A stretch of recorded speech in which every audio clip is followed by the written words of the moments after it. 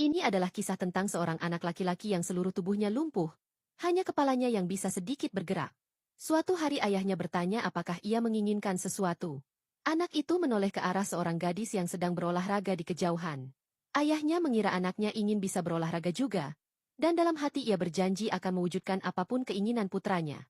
Sejak hari itu, sang ayah mulai berolahraga dan mengikuti maraton. Suatu hari ia membawa anaknya di kursi roda untuk ikut lomba lari, mendorongnya berkilometer-kilometer. Namun, ia tidak sadar ada kantong plastik yang menempel di mulut anaknya sehingga hampir membuatnya tak bisa bernapas. Untung ia segera menyadarinya. Di sebuah jalan menurun, ayahnya kelelahan hingga pingsan. Kursi roda anak itu meluncur sendiri, dan sang ayah dibawa ke rumah sakit. Sementara itu, anaknya terjatuh ke parit dan semalaman memanggil ayahnya tanpa ada yang datang. Baru keesokan harinya ia ditemukan dan dibawa ke rumah sakit. Teman-temannya yang melihat berita di TV segera datang menjenguk. Dokter mengatakan umurnya tidak akan lama lagi, sehingga teman-temannya bertekad memberikan hadiah terakhir, menunjukkan laut untuk pertama dan terakhir kalinya. Malam itu, mereka membawa anak itu dengan kursi roda.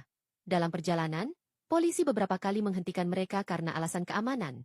Namun setelah mendengar cerita, polisi terharu dan mengantar mereka sampai ke pantai. Sayangnya, pantai itu kotor penuh sampah. Saat salah satu teman mendorong kursi roda, anak itu terjatuh. Berbagai upaya dilakukan untuk membawanya ke air, mulai dari digendong hingga diseret di pasir.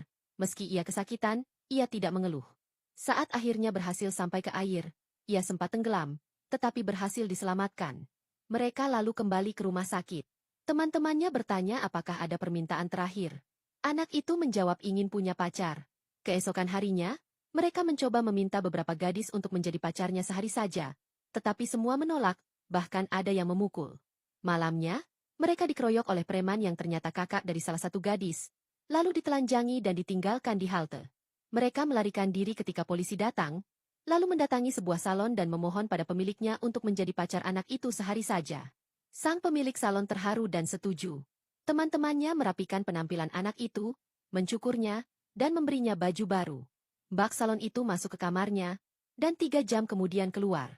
Teman-temannya masuk sambil bercanda mengucapkan selamat.